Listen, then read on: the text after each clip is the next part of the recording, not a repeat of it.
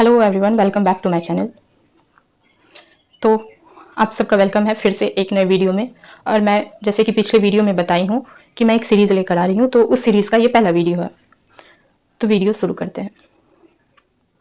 हर साल लाखों students NEET biology पढ़ते हैं। सबके पास सेम एनसीईआरटी होती है, सेम पीवाईक्यू होती है, फिर भी कुछ स्टूडेंट 340 प्लस, बहुत स्टूडेंट होते हैं जिसे 360 प्लस भी आते हैं, फिर भी कुछ स्टूडेंट 340 प्लस स्कोर करते हैं और कुछ 250 भी क्रॉस नहीं कर पाते हैं। ऐसा मैं इसलिए कह रही हूँ क्योंकि मैं खुद भी जब फर्स्ट अटेम्प्ट दी थी नीट का, तो मेरे मार्क्स कुछ 220 के आसपास बन रहे थे बायोलॉजी में। तो मैं खुद का एक्सपीरियंस ही शेयर कर रही हूँ। मैं ऐसा मान के चल रही हूँ कि बहुत सारे एवरेज स्टूडेंट होंगे जो मेरी तरह होंगे, जो मेरी तरह सोच पा रहे होंगे, तो इसलिए मैं ये वीडियो बना रही हूँ। तो 250 भी क्रॉस नहीं कर पाते हैं। रीजन इंटेलिजेंस नहीं, बल्कि कुछ कॉमन मिस्टेक्स होती हैं। अगर आप ये मिस्टेक आज से अवॉइड करना शुरू कर दो तो बायोलॉजी का स्कोर ड्रामेटिकली इंप्रूव हो सकता है। ऐसा मैं इसलिए नहीं कह रही कि मैं बस बता रही हूँ कि आप मुझसे पढ़ो या कुछ भी नहीं, मुझे नहीं आता है कुछ भी। मैं बस थोड़ा बहुत जो खुद पढ़ी या जो खुद समझ में आया मैं वो बस बताऊंगी। तो बायोलॉजी ऐसा स्कोरिंग है कि अगर आप उसे अच्छे से टाइम दो, अच्छे से उसे पढ़ो, अच्छे से समझो, अच्छे से याद करो, तो 360 मार्क्स, आप फुल मार्क्स ला सकते हो बायोलॉजी में। एक भी मार्क्स नहीं कट सकता है। तो इसलिए बायोलॉजी ज़्यादा बेटर होता है टाइम देने के लिए, क्योंकि अगर आपके बायो में फुल मार्क्स बन रहे हैं तो आप कहीं ना कहीं थोड़े से तो श्योर हो ही जाते हो कि फिजिक्स केमिस्ट्री में थोड़ा थोड़ा करके भी कर लूंगी, मुझे जीएमसी मिल जाएगा। तो इसलिए मैं ये वीडियो बना रही हूँ। तो कुछ मिस्टेक्स हैं जिन मिस्टेक्स के बारे में मैं आगे बात करती हूँ।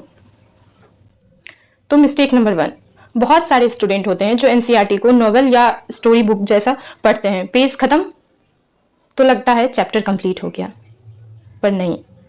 पढ़ना और याद होना अलग अलग बात है। एग्जाम में एग्जैक्ट एनसीईआरटी रीडिंग नहीं आता है, क्वेश्चंस आते हैं। मतलब कि जैसे एनसीईआरटी अगर हम पेज पलट रहे हैं या पेज खत्म हो गया किसी चैप्टर का, मैं बहुत सारे स्टूडेंट्स ऐसे देखी हूँ जो एनसीईआरटी लेके बैठते हैं अगर बायोलॉजी का, तो वो देखते हैं अगर ये चैप्टर है तो इसमें इतने पेज हैं, अच्छा चलो मैं इतने घंटे में कंप्लीट कर रही हूँ। नहीं यार, बायोलॉजी का पेज एक ही नहीं पढ़ सकते हैं हम। कितना समझ में आया, कितना याद हुआ, उस तरीके से पढ़ सकते हैं, क्योंकि एग्जाम में एग्जैक्ट एनसीईआरटी के वर्डिंग से क्वेश्चन आता है।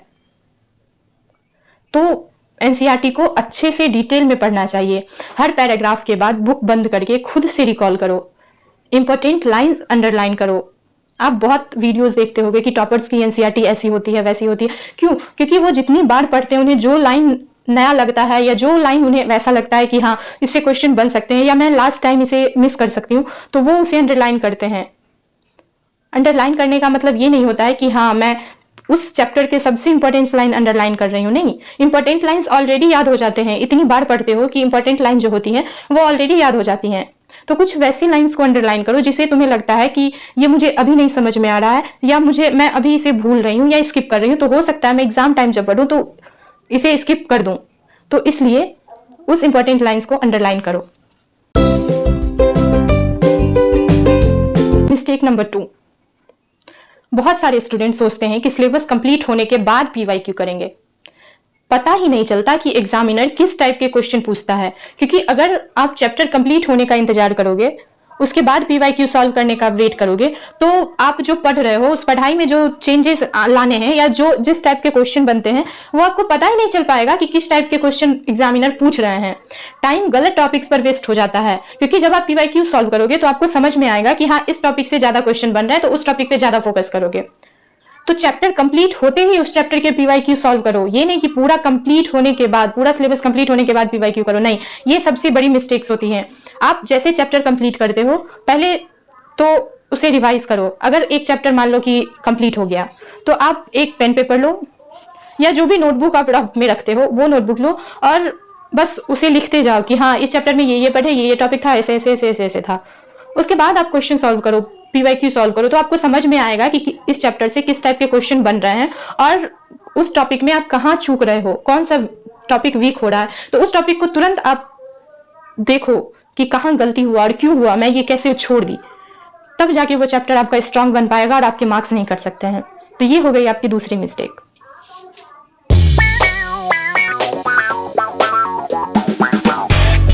मिस्टेक 3, जो आजकल बहुत कॉमन है, बहुत ही कॉमन, कि 5-6 टीचर्स के लेक्चर देखते रहते हैं लेकिन खुद प्रैक्टिस नहीं करते। ऐसा मैं खुद भी की हूँ कि मुझे ऐसा लगता था कि ये बता रहे इंपॉर्टेंट क्वेश्चन तो इनका देख लेती हूँ, फिर दूसरा सजेशन में वीडियो आता था तो लगता था ये भी इंपॉर्टेंट बता रहे तो 2-4 क्वेश्चन इनसे भी सॉल्व कर लेती हूँ, तो मैं ऐसा ऐसा करके देखती थी। लेकिन ये गलत है। 5-6 टीचर्स के लेक्चर देखते रहने से कुछ नहीं होता है। आप एक टीचर को फॉलो करो, उसके बाद खुद प्रैक्टिस करो। खुद प्रैक्टिस करना सबसे ज्यादा इंपॉर्टेंट होता है। पैसिव लर्निंग होती है, लगता है सब समझ आ गया लेकिन एमसीक्यू में आंसर नहीं बन पाता है, इसलिए खुद प्रैक्टिस करो। अगर आप 10 टीचर को फॉलो करोगे और 10 टीचर के लेक्चर देखोगे तो खुद का प्रैक्टिस करोगे। तो इसलिए लेक्चर के बाद तुरंत कम से कम 40 to 50 एमसीक्यू सॉल्व करो, क्योंकि अभी बहुत टाइम है आपके पास। अगर आप ड्रॉपर हो तब तो और ज्यादा टाइम है आपके पास। आप 50 to 100 क्वेश्चन सॉल्व करो, क्योंकि आप एक बार सब कुछ कंप्लीट कर चुके हो। और अगर आप अभी फर्स्ट अटेम्प्ट दे रहे हो तो आप 40 to 50 क्वेश्चन सॉल्व करो। लेकिन क्वेश्चन सॉल्व करना मैंडेटरी है, आप सिर्फ लेक्चर पर डिपेंड नहीं हो सकते हो। तो ये थी आपकी तीसरी मिस्टेक। चौथी मिस्टेक, स्टूडेंट रोज नया चैप्टर शुरू कर देते हैं, पुराने चैप्टर्स को भूल जाते हैं। एग्जाम के टाइम सब मिक्स लगता है, लेकिन ये गलत है। रोज 1-2 घंटे सिर्फ रिवीजन के लिए रखो। वीकली रिवीजन कंपलसरी रखो। ऐसा नहीं है कि अगर आपका एक चैप्टर आज खत्म हो गया तो आप रात को फिर से नया चैप्टर स्टार्ट करो ना। पहले आप उस चैप्टर को पूरा डिटेल में देखो, उसके पीवाईक्यू, एमसीक्यू, जितने भी क्वेश्चंस आपके बुक में या लेक्चर, अगर आप कोई ऑनलाइन क्लासेस ले रखे हो तो डीपीपी, टेस्ट के पेपर, बहुत सारी चीज होते हैं। तो आप पहले वो सब सॉल्व करो, उससे अपना वीक टॉपिक स्ट्रॉन्ग करो, फिर नेक्स्ट चैप्टर पे जाओ। आप अगर एक चैप्टर कंप्लीट करके अगले चैप्टर पे जा रहे हो तो आपका उस चैप्टर में जो भी टॉपिक रह गया है वो बस वैसे ही रह जाता है। एग्जाम टाइम में आपको समझ में आएगा कि ये तो मैं एक बार पढ़ी थी, इसे एक बार और देख लेती तो आता। तो इसलिए अभी टाइम है, अभी इन सब चीजों को आप देखो और इसे सही करो। तो ये थी आपकी चौथी मिस्टेक।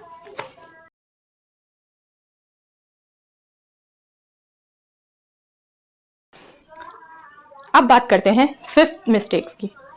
स्टूडेंट सिर्फ टेक्स्ट पढ़ते हैं, मतलब एनसीईआरटी के डायग्राम और कंपैरिजन टेबल्स से डायरेक्ट क्वेश्चन आते हैं, पर बहुत सारे स्टूडेंट इसको स्किप कर देते हैं कि एग्जाम टाइम पढ़ेंगे ना। आप चैप्टर के साथ साथ जैसे आप पूरा टेक्स्ट पढ़ रहे हो वैसे ही डायग्राम और उन टेबल्स को याद करो। मुझे तो लगता है एनसीईआरटी में जितने भी टेबल्स हैं, अगर आप एक बार उन्हें अच्छे से पढ़ लो, अच्छे से याद कर लो, तो पूरे चैप्टर का समरी आपको समझ में आएगा और बहुत हद तक 60 to 70% आपको उस टेबल से याद हो जाएगा। तो टेबल को याद करना बहुत इंपॉर्टेंट होता है, क्योंकि अब नए पैटर्न से भी क्वेश्चन बनने लगे हैं। तो मे बी 27 में जो एग्जाम हो उसमें आपको टेबल में ब्लैंक देके ये पूछ ले कि यहाँ क्या था, तो आप क्या करोगे? उसमें टेक्स्ट नहीं काम आएगा। तो वो बहुत जरूरी है, हर डायग्राम को लेवल के साथ याद करो, कंपैरिजन टेबल अलग नोटबुक में लिखो। तो ये बहुत इंपॉर्टेंट है। तो इस मिस्टेक्स को पर भी आप ध्यान दो और इसे भी ठीक करो। तो ये थी आपकी फिफ्थ मिस्टेक।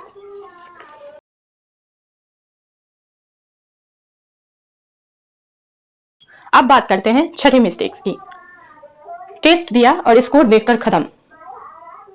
ये मेरे साथ भी बहुत हुआ।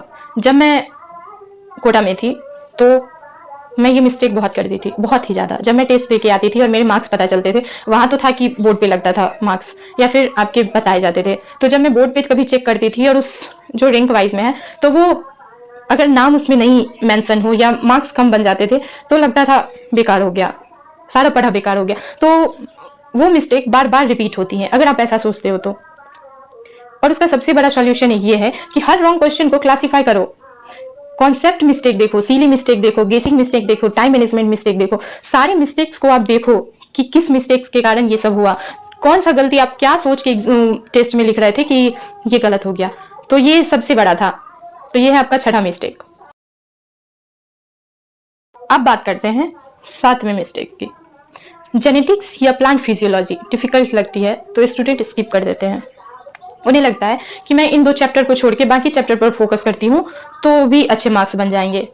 लेकिन ये दोनों हाई वेटेज चैप्टर्स हैं और हाई वेटेज चैप्टर छोड़ने से स्कोर बहुत डाउन हो जाता है, बहुत ज़्यादा।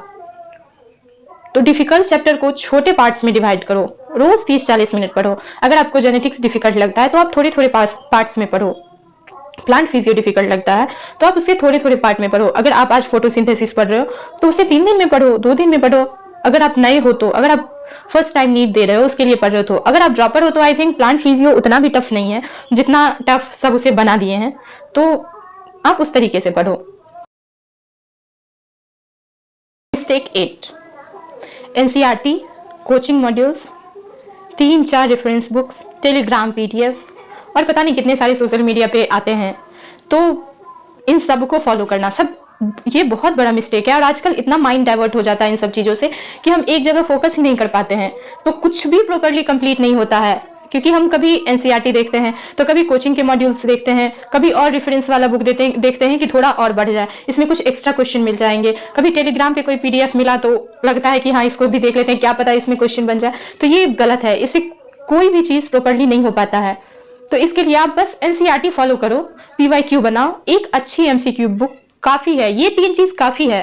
तो आप इन 3 चीज़ों को ही फॉलो करो, या फिर आजकल कोचिंग मॉड्यूल में भी एनसीईआरटी बेस्ड ही रहते हैं, लाइन बाय लाइन, बस उसे थोड़ा सा और एक्सप्लेन करके बताया जाता है। तो या तो आप एनसीईआरटी फॉलो करो या कोचिंग मॉड्यूल फॉलो करो, मेरे हिसाब से तो एनसीईआरटी बेस्ट है, तो ये करो आप। तो ये थी आपकी 8वीं मिस्टेक।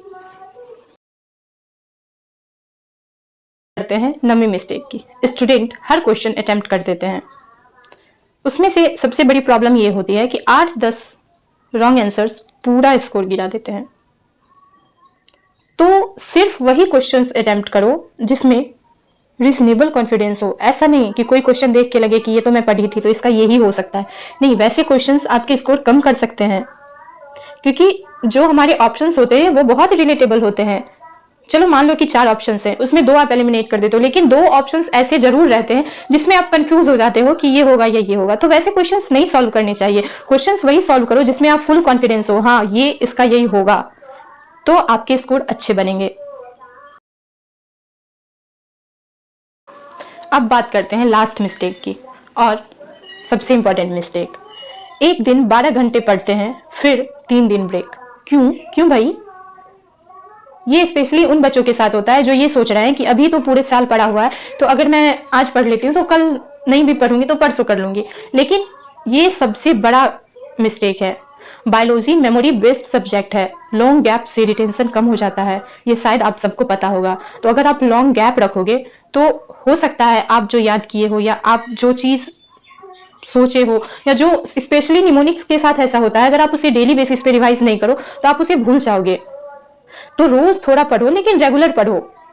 अगर आज आपका नहीं मन है तो थोड़ा पढ़ो, लेकिन पढ़ो, ऐसा नहीं कि आज स्किप कर दो। 2-3 घंटे की कंसिस्टेंट बायोलॉजी प्रैक्टिस कभी कभी 10 घंटे पढ़ने से ज़्यादा इफेक्टिव होती है। कभी मैं ऐसा एक्सपीरियंस की हूँ कि अगर आप सुबह के टाइम पढ़ो तो वो पूरे दिन से ज़्यादा इफेक्टिव होता है, ऐसा मेरा एक्सपीरियंस है। तो अगर हो सके तो आप 1-2 बार फॉलो करके देखो इसे। सुबह में कभी उठ के आप पढ़ के देखो बायोलॉजी एनसीईआरटी, आपको याद भी अच्छे से होगा, आपको मजा भी आएगा और पूरा इफेक्टिव भी लगेगा। तो ये थी आपकी लास्ट मिस्टेक।